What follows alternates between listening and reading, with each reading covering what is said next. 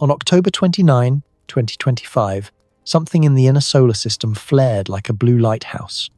The interstellar visitor, known as 3I Atlas, skimmed the sun and became roughly 5 times brighter in a matter of hours. Natural comets do not brighten like that without throwing off huge clouds of gas and dust. Telescopes searched for the missing halo and found almost nothing. A basic law had been broken in plain view. What brightened if the debris did not appear? What switched on at perihelion? The mystery starts now. Like and subscribe so you do not miss the next measurements and their meaning. Comets are often called dirty snowballs. Ice near the surface warms, turns to gas, and jets into space. Sunlight then reflects off the dust and glows in the gas itself. When a comet brightens a little, it is usually because a little more ice is venting.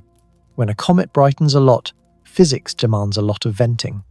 The glow and the ejected material rise together. That is, the rule carved into every astronomy textbook. 3I Atlas did not follow the rule. The brightening was confirmed by observatories around the world after the perihelion pass. Data flowed in from late October into early November. The numbers were checked and cross-checked. The increase in light was real and dramatic. Yet, imaging did not reveal the vast envelope of gas and dust that should have been there. The sky did not fill with the kind of expanding coma that a surge of activity would normally produce. The mass budget is where the paradox bites hardest. To gain that much luminosity through ordinary outgassing, the nucleus should have thrown away a significant fraction of itself. Think of a stone that burns off a shell to shine brighter. The lost shell must go somewhere. It should billow out as a detectable cloud around the comet. Astronomers pointed instruments at the predicted volume and did not find a cloud with the expected scale or density. The subtraction does not add up. Momentum adds a second layer to the problem. When gas streams away from a comet's surface, the nucleus is nudged in the opposite direction. It is a tiny rocket. The push can be measured as non-gravitational acceleration. Months before perihelion, the path of Atlas looked clean and simple under gravity alone. Around the sun, the behavior changed. Analysts began to see a shove that stayed aligned within the orbital plane rather than jittering in random directions. That is not the usual fingerprint of many small vents switching on and off as the body spins. None of this requires a leap to extraordinary causes. Strange terrain can channel jets. Dust can clump in ways that scatter light differently. Observers can miss faint structures when the sun's glare is fierce. Natural explanations exist on paper. Yet the stack grows tall. A fivefold flare without the matching halo. Hints of a steady push where chaos should reign. Dates that line up with a window when the object is hardest to see, from Earth. Each piece on its own is a story that might be solved with patience. Together they tighten the puzzle. Here is the task in front of us. Hold the excitement of a blue flare in one hand and the discipline of first principles in the other. We will test what the brightening demands in mass, what the trajectory reveals about hidden forces, and what spectra say about the substance doing the shining. By the end of this journey, the rulebook will either expand or the mystery will deepen. Either way, we win knowledge. Start with the simplest picture. A comet brightens because sunlight heats fresh ice. That ice turns into gas, and jets drag dust into space. The gas glows, the dust reflects, and both together build a halo that telescopes can map. If the glow jumps by a factor of 5, then the mass budget should jump with it. You do not get a light show for free. Somewhere there must be a bill to pay in lost material. Teams around the world ran that arithmetic in the days after the perihelion pass. Observations from late October into early November cross-checked the photometry. The surge in brightness was real. From there, the rocket analogy does the heavy lifting. When the nucleus throws mass in one direction, the remaining body is nudged in the other. To get the measured light output, the estimates point toward a mass loss on the order of 13% if the process is ordinary sublimation. Now look for the signposts that such a purge should leave behind. A thickening coma, a measurable plume structure, a debris envelope that starts dense near the nucleus and thins as it expands. Intensive searches tried to paint that picture at visible and near infrared wavelengths and found nothing of the expected scale. There were no images showing a giant cloud that matched the numbers. The void is the headline. The halo that should tell us where the mass went does not show up. Could the cloud be there but hidden by geometry? Perihelion places the comet in brutal glare. Instrument teams often aim off the limb of the sun to avoid saturation. Maybe the cloud sits where we are least able to look. That is a fair challenge. But post-perihelion, as the angle improves, a truly massive envelope should still betray itself with a measurable signature. Dust scatters sunlight, gas emits at specific lines. If the mass loss was as large as the brightness implies, at least one of those channels should light up. Another escape hatch is speed. If material is expelled at much higher velocities than thermal sublimation allows, then less mass is needed to produce the same push. Imagine a tiny amount of very fast exhaust instead of a giant fog of slow vapor. That would reduce the size of the expected cloud. Yet an ultra-fast jet does not make the observational issues go away. It would carve structure into the coma and produce time-variable features as the nucleus rotates. Those signatures are not showing up at the strength the large brightening suggests. Dust physics can help or hurt the search.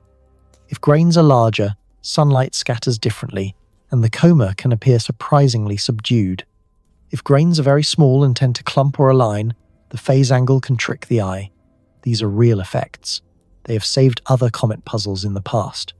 The trouble is that every knob you turn to, lower the visibility of the cloud, must still keep the dramatic increase in light. That is a tight fit. So, the paradox stands. The flare was huge. The expected fog is faint. The rocket math points toward a serious shedding of mass, while the images refuse to confirm a matching debris field.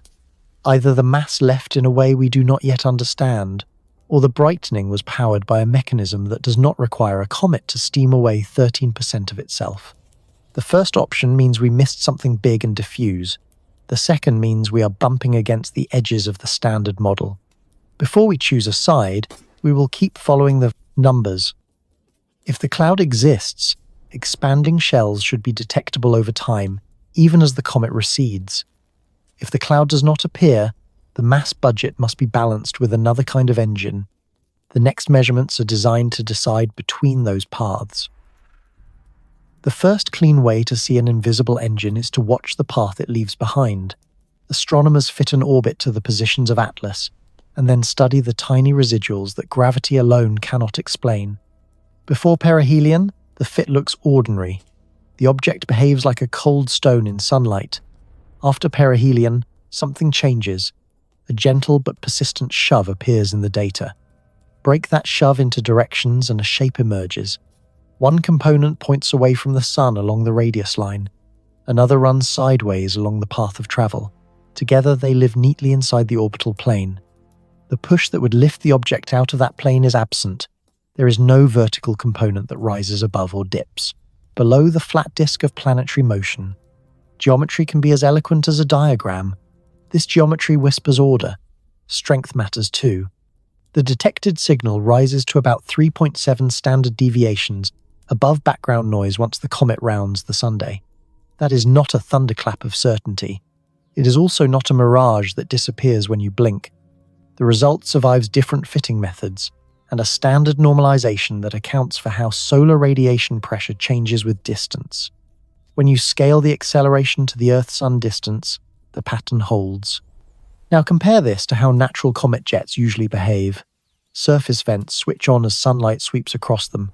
The body spins. Different patches wake and sleep. The overall force jitters in direction, and strength like gusts chasing leaves. The result is a noisy fingerprint that smears across time. In Atlas, the fingerprint looks tidy instead. The directions stay roughly fixed relative to the orbit, as if one, the vector is pulling outward from the sun, and another is nudging forward or backward along the track, with little inclination to wander off the plane. There are natural ways to tidy up a messy engine. A dominant supervent could live near a latitude that faces the sun at the right season and the right spin. A deeply eroded trench could channel gas in a consistent way. A spin axis that tilts almost perpendicular to the orbital plane can keep most forces in plane. None of these require exotic ideas. They do require a stack of just right conditions, and the stack grows taller when you remember the missing cloud that ought to mirror this strong activity. There is also the question of timing. Months of quiet gave way to a sudden appearance of the shove right at perihelion when the sun was blinding direct observation from Earth. The switch-like timing could be seasonal chemistry waking up. It could be crust cracking under thermal stress. It could also be an engine that waits for the moment, when small course corrections matter most and signals are hardest to watch. These are competing stories that make different promises about what comes next. A rotating natural vent should imprint a rhythmic modulation on the acceleration as the body turns. A controlled push should keep its vectors steady despite spin, or show deliberateness in how it compensates for rotation. A natural surge should be accompanied by a measurable dose of gas and dust somewhere downrange. A cleaner propulsion would ask for less mass and leave fainter traces. The way forward is simple to state and hard to execute. Measure the push as the viewing geometry improves. Track whether the directions drift as the subsolar point marches and the spin carries terrain in and out of daylight. Look for periodic wiggles that breathe with rotation. 3 Atlas has already written the first half of this note in a steady hand. The next pages will reveal whether the pen is wind or intent. Begin with the kitchen, a table version of comet chemistry. In our solar system, iron is generally more common than nickel because of how stars forge elements and seed young systems with their ashes. Dirty snowballs usually carry generous water ice mixed with rock, organics, and a suite of carbon-bearing molecules that glow and scatter light in familiar ways. When a comet swings near the sun, that mix produces the classic look many of us have seen through binoculars. A bright head, a ghostly tail, a spectrum that reads like a well-worn recipe. 3 Atlas reads like a recipe written backward.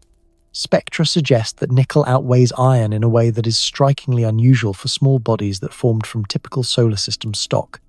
The ratio of nickel to cyanide is far above what has been seen in other comets, including prior interstellar visitors. The bulk water fraction is closer to a dry rock than to a slushy snowball, hovering around 4% by mass in the estimates that observers discuss. If you strip away jargon, the message is simple. This object is lean on ice and rich in metals where we do not expect that balance. Why does iron usually lead? In stellar factories, iron tends to be produced in higher abundance than nickel. When dust and gas collapse to make planets and smaller debris, that balance carries through. Comets then preserve some of the cold chemistry from the outskirts, with water and carbon compounds acting like a signature of where they formed. Flip that balance, and you are forced to ask whether the material was processed in a harsh environment, irradiated for ages, baked and sifted, or simply born far from our familiar conditions. There is another clue that does not fit the usual template. Light scattered from 3 Atlas shows strong negative polarization across certain angles. In practice, polarization is a measure of how the electric field of light prefers to vibrate after bouncing off dust. Most comets show positive values, or only mild dips below zero, depending on geometry. A deep negative signal hints that the grains have odd textures or sizes or coatings. It is like tapping a bell and hearing a tone that says the metal is strange. Imagine the dust as a city of buildings. In most comets, the structures are a mix of sizes and shapes that scatter light in a predictable way. Now replace them with a district built from different bricks. The reflections change. Polarization swings negative where you expect a gentle rise. That does not tell us the exact blueprint, but it tells us the neighborhood is not normal. Could ordinary processes drive the mix toward more nickel and less iron, toward less water, toward unusual dust? Cosmic rays can erode or alter surfaces over millions of years in deep space. Thermal processing near previous stars could cook away volatiles. Impacts can compact and sinter grains.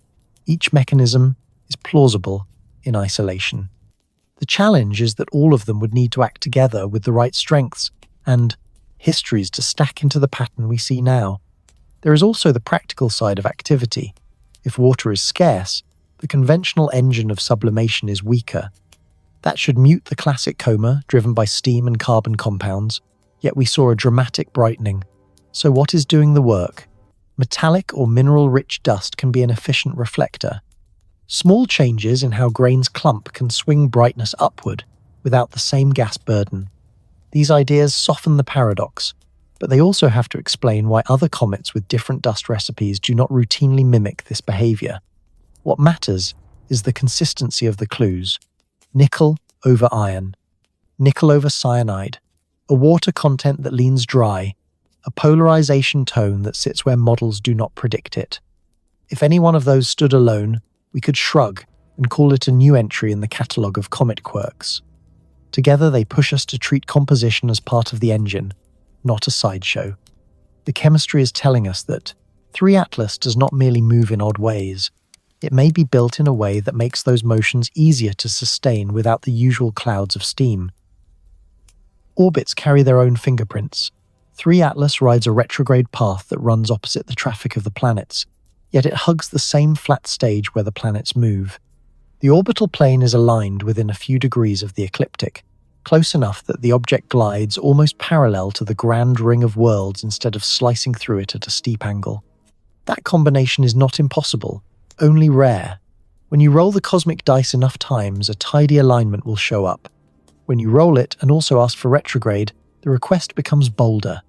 The itinerary deepens the intrigue. The path threads within notable distances of Mars, Venus, and Jupiter.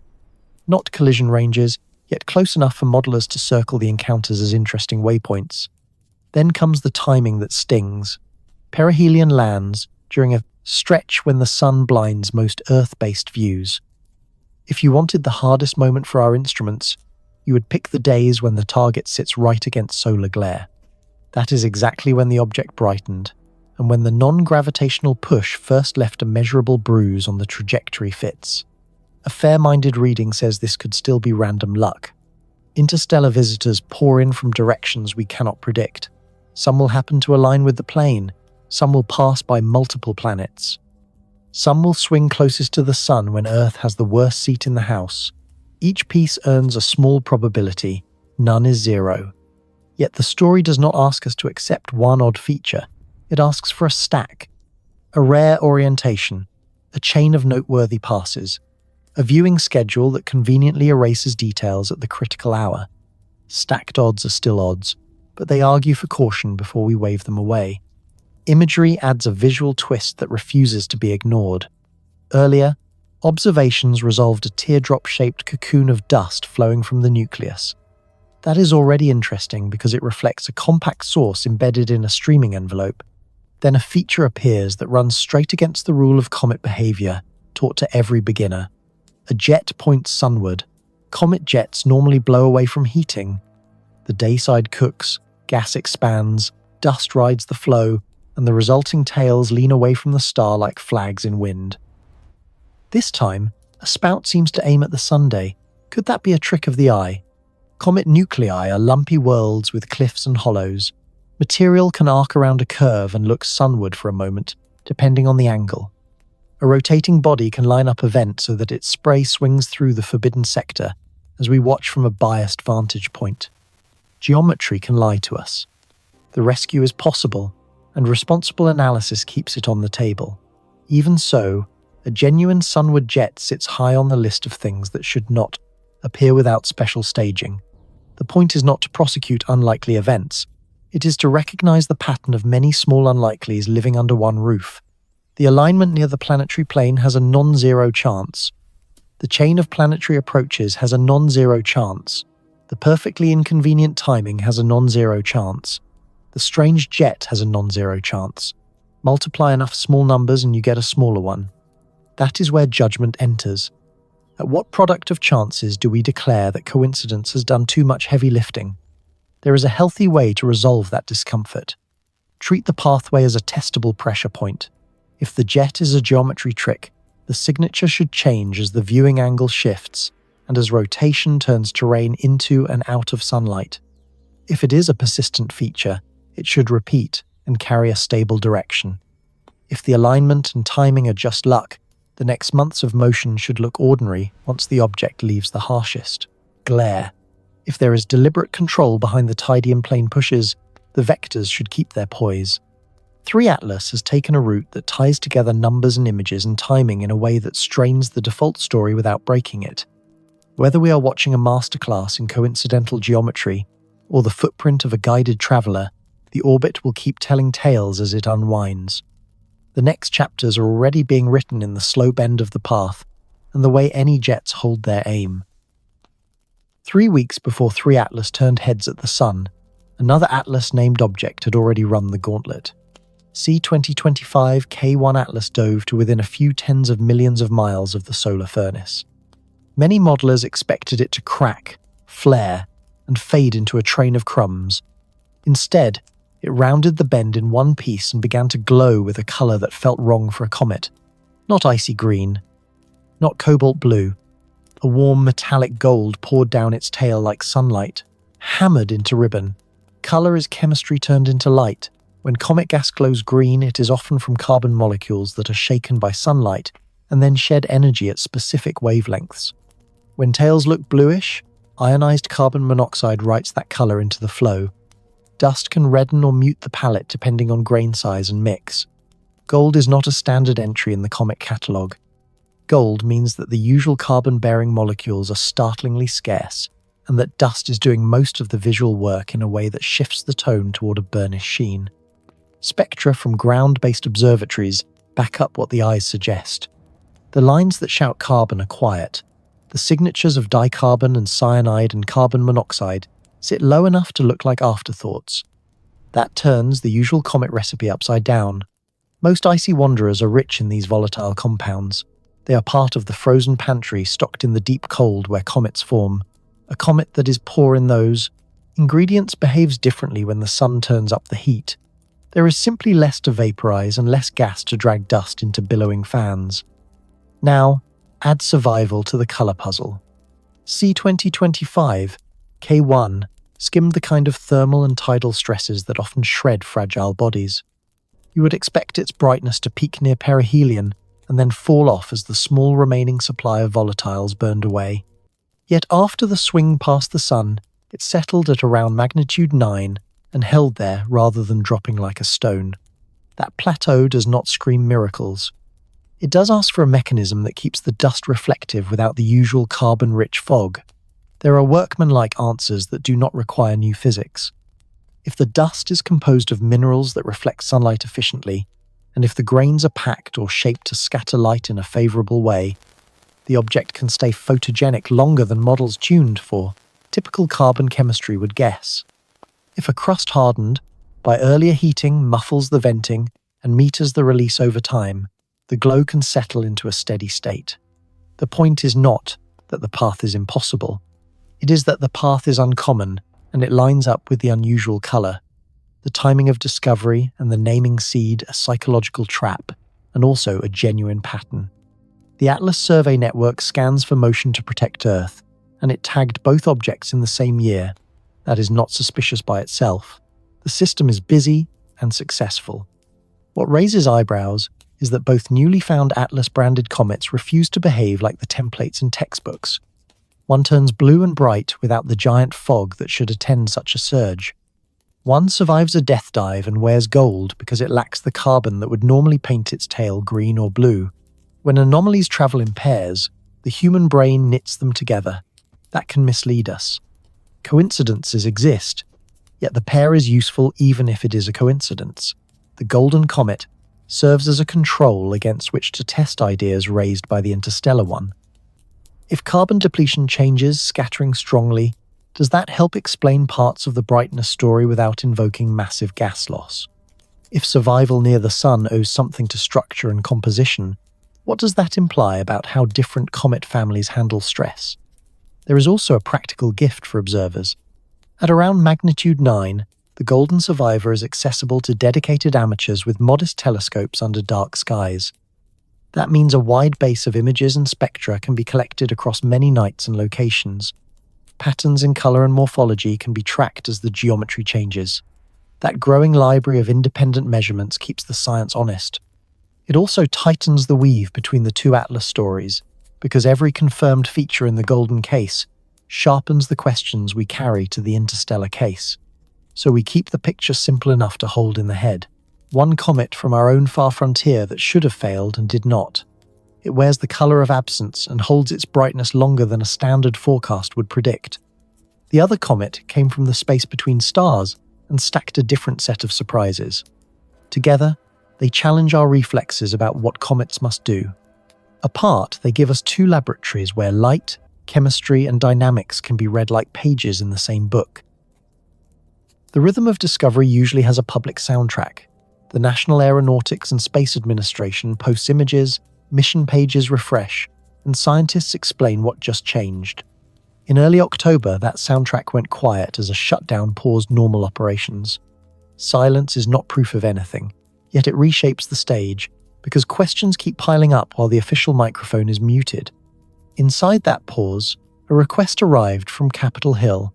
A member of Congress asked the agency to release records and imagery connected to Atlas, framing the material as crucial for understanding visitors from beyond our system.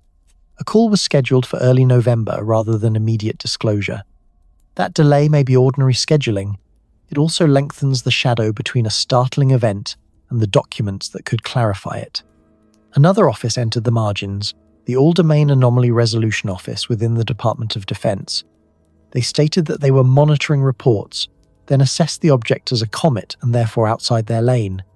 That logic sounds tidy on paper, yet it risks skipping the hard part. The hard part is checking whether the category fits the evidence, rather than allowing the label to carry the argument. This is where circular reasoning can creep in unnoticed. If a thing is called a comet because it looks like a comet at first glance, and then the label is used to ignore behavior that bends the rules, we are no longer testing a hypothesis. We are protecting a category. That is not a conspiracy. It is a very human habit, and science works best when it catches those habits in the act. Bureaucracy is not a villain in this story. Agencies need procedures. Shutdowns freeze those procedures. Even so, the sky does not pause for our paperwork. 3 Atlas moves on, and with it moves the window for the cleanest possible measurements. Every lost day under heavy glare is a day when a critical signature can thin out or drift beyond the reach of a given instrument. Fortunately, the universe does not require a single gatekeeper for its light. A global archipelago of amateurs and professionals keeps observing through the lull. Backyard telescopes and university domes and national facilities outside the shutdown continue to collect images and spectra. When enough independent eyes watch the same object, patterns survive the noise and the politics alike. That distributed approach carries a deeper lesson. Openness does not mean noise and rumor. It means methods that others can copy and results that others can check. Publish the way an image was calibrated. Share the code that fits an orbit and computes the residuals. Note the exposure times and the filter bands. When many teams can reproduce a feature, its reality hardens regardless of who made the first claim. The coming international campaign makes that principle concrete.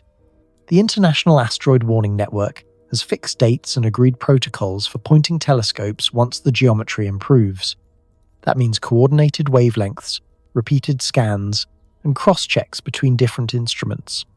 It means the missing cloud, if it exists, will either be seen by more than one team or will remain stubbornly absent under a brighter spotlight. In the meantime, we should be careful with stories that feel too neat.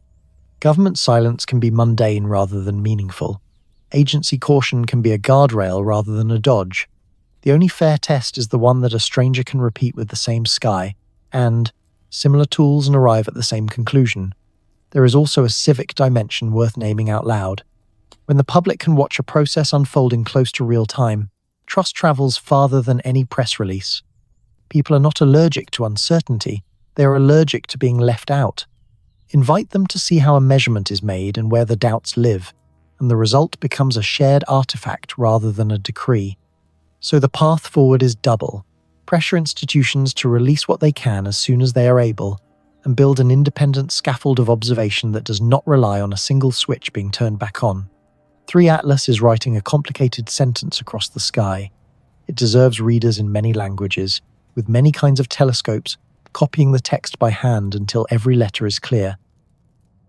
Science earns trust when it writes down what should happen next, and then stands back. The calendar already has that writing. As 3 Atlas pulls away from the sun and the glare eases, a coordinated campaign from late November through late January will turn telescopes toward it. Geometry improves.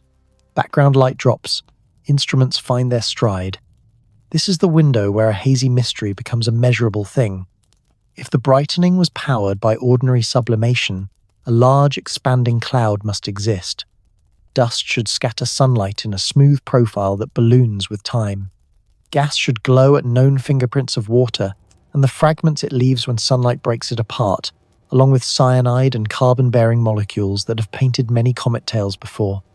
Visible light images should map a broad coma that grows and thins. Infrared cameras should pick up warm grains that tell us about size and mass. Ultraviolet and radio bands should trace the telltale emissions that gas cannot hide. Spectroscopy will do the heaviest lifting. Spread the light into a spectrum and the atoms and molecules identify themselves. If 3 Atlas is a natural comet with unusual seasoning, the lines will still line up with a known kitchen. They may be weaker or stronger than average. They may be oddly balanced. They should still make sense as frost in sunlight.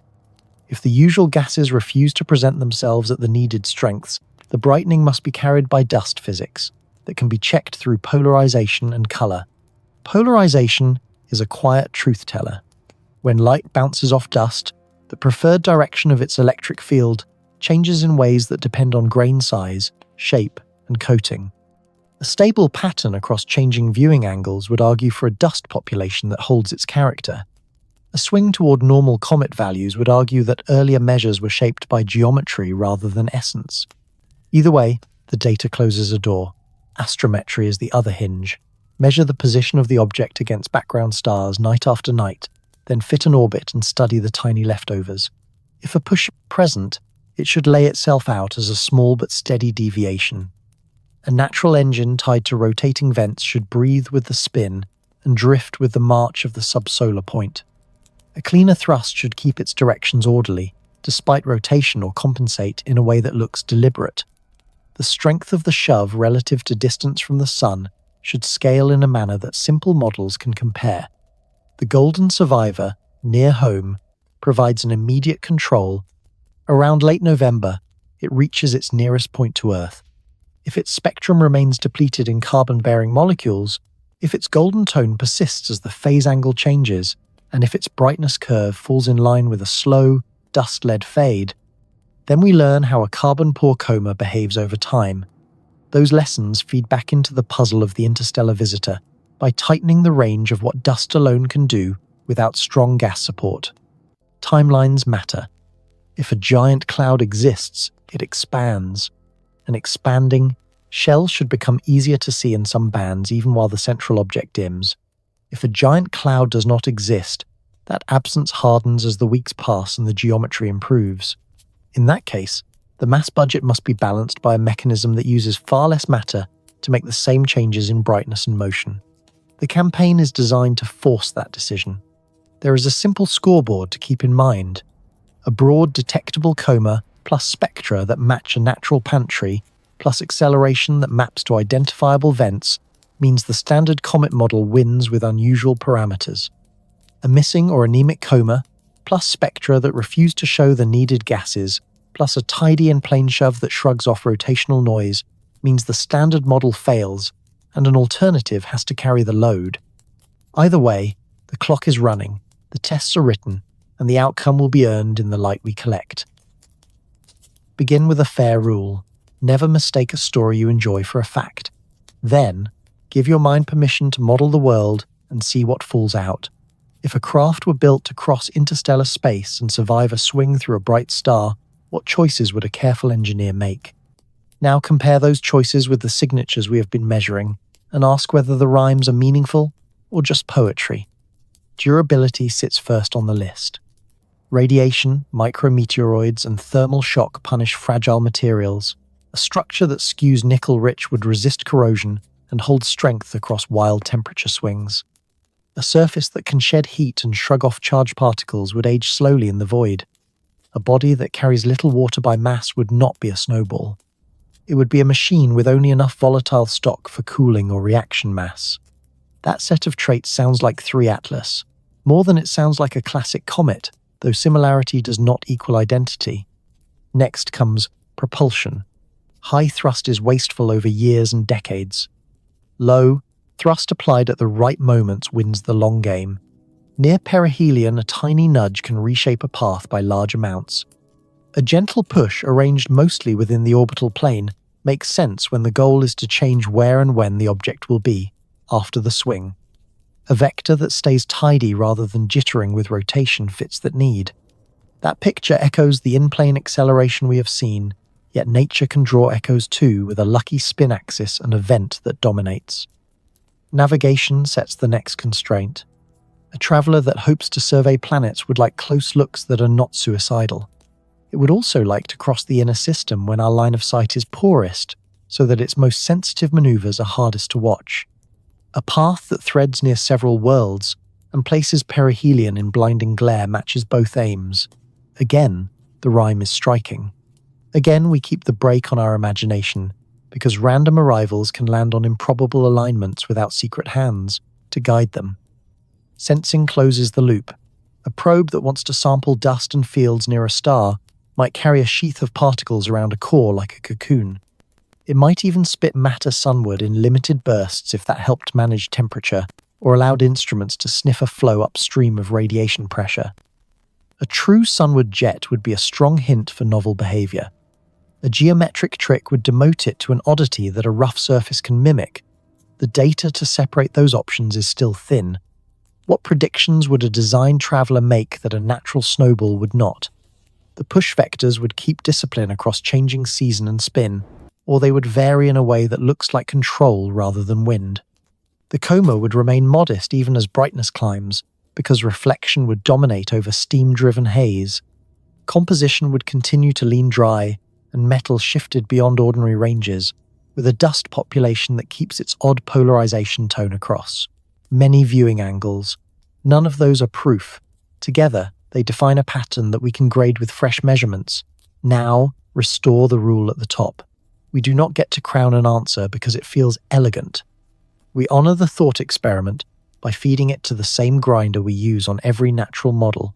If the next spectra reveal a pantry that looks like frost and sun, if the coma swells across bands, if the acceleration flutters with rotation and traces to vents, then the design story loses, and we win a more interesting comet. If the opposite holds across independent teams and months of geometry, then the burden of proof shifts toward a stranger tale. The honest position lives between romance and refusal. Stay curious enough to frame alternatives with care. Stay strict enough to demand that every alternative write down predictions that risk being wrong. 3 Atlas has already given us a list of signatures that favor one path or the other. The coming nights will tell us which. Story can keep its promises. Stand beneath a dark sky and remember what the past weeks have done to your sense of what is possible. One traveler from deep space altered its light in a way that refuses to obey easy rules. Another traveler from our own far frontier shook off a close pass by the sun and kept a golden glow when it should have fallen quiet. They carry the same survey name by chance, perhaps, yet the human mind is not wrong to hold them together in one glance and ask what they are trying to teach. Learning begins with the scoreboard written in plain language. If the interstellar visitor grows a broad detectable coma as glare fades, if spectra show familiar gases at strengths that fit the brightening, and if the measured shove maps to identifiable vents that breathe with rotation, then the natural story holds. We will broaden comet science to include extremes that earlier catalogues did not capture. Chemistry will stretch to admit metal-rich, water-poor variants. Dynamics will absorb tidy and plane pushes that come from terrain and spin we did not anticipate. The rulebook will not break, it will lengthen. If the opposite score appears, the weight shifts. A missing or anemic coma across bands, persistent odd chemistry, and a measured push that keeps the same disciplined directions across seasons and spins will force a new conversation. That conversation will not crown an otherworldly craft by declaration. It will simply close the easy doors and leave us standing before a stranger hallway. The next steps in that hallway are obvious and sober. We would call for deeper spectra from larger telescopes, for precise polarimetry across many angles, for radar experiments if geometry allows, and for every independent team to post their methods and fits so that others can reproduce or refute. There is no bad outcome here. A natural win is not a retreat, it is an upgrade.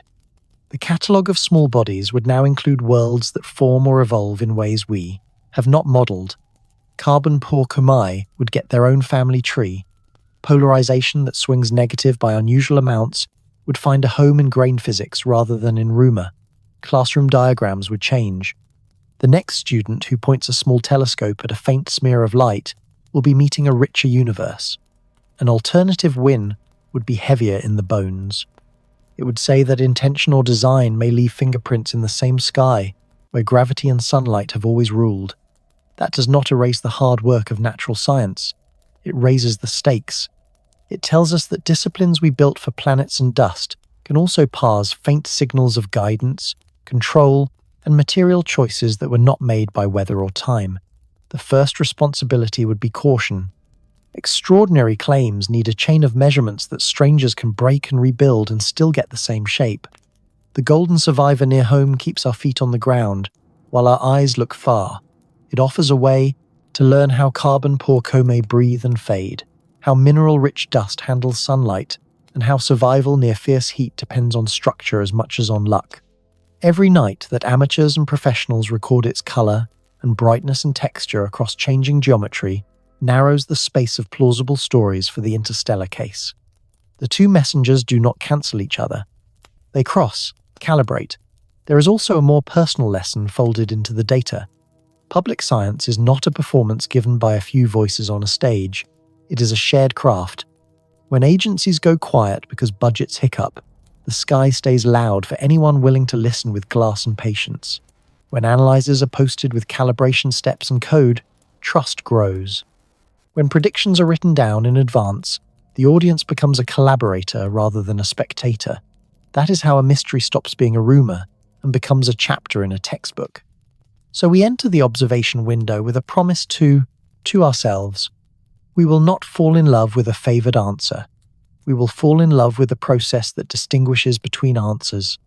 If the light yields a cloud and a pantry that match frost in sunlight, we will celebrate an extraordinary comet and rewrite what extraordinary means. If the light refuses to give us those signs and the small steady shove keeps writing a disciplined line, we will have the courage to follow the implications wherever they lead.